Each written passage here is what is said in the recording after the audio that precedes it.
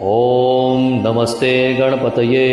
त्वमेव प्रत्यक्षं तत्त्वमसि त्वमेव केवलं कर्तासि त्वमेव केवलं धर्तासि त्वमेव केवलं हर्तासि त्वमेव सर्वं खल्विदं ब्रह्मासि त्वं साक्षादात्मासि नित्यं ऋतं वच्मि सत्यं वच्मि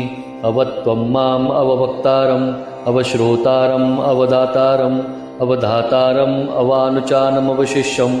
अवपश्चात्तात् अवपुरस्तात् अवोत्तरात्तात् अवदक्षिणात्तात् अवचोद्ध्वार्तात् अवाधरात्तात् सर्वतो मां पाहि पाहि समन्तात् त्वं वाङ्मयस्त्वं चिन्मयः त्वम् आनन्दमस्त्वं ब्रह्ममयः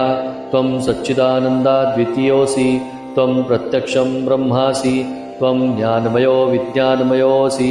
सर्वं जगदिदं तत्तो जायते सर्वं जगदिदं तत्त्वतिष्ठति सर्वं जगदिदं त्वयि लयमश्येति सर्वं जगदिदं त्वयि प्रत्येति त्वं भूमिरापो नलो नीलो नभः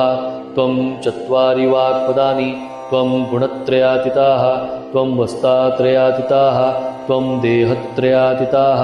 त्वं कालत्रयातीताः त्वं मूलाधारस्थितोऽसि नित्यं त्वं शक्तित्रयात्मकाः त्वां योगिनो ध्यायन्ति नित्यं त्वं ब्रह्मा त्वं विष्णुस्त्वं रुद्रस्त्वम् इन्द्रस्त्वम् अग्निस्त्वं वायुस्त्वं सूर्यस्त्वं चन्द्रमास्त्वं ब्रह्मभूर्भुवस्वरोम् गणादिं पूर्यमुच्चार्य वर्णादिं तदनन्तरम् अनुस्वारः परतरः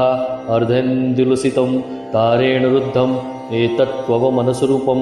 गकारः पूर्वरूपम् अकारो मध्यमरूपम् अनुस्वारश्चान्तरूपं बिन्दुरुत्तरूपं नादः सङ्घानं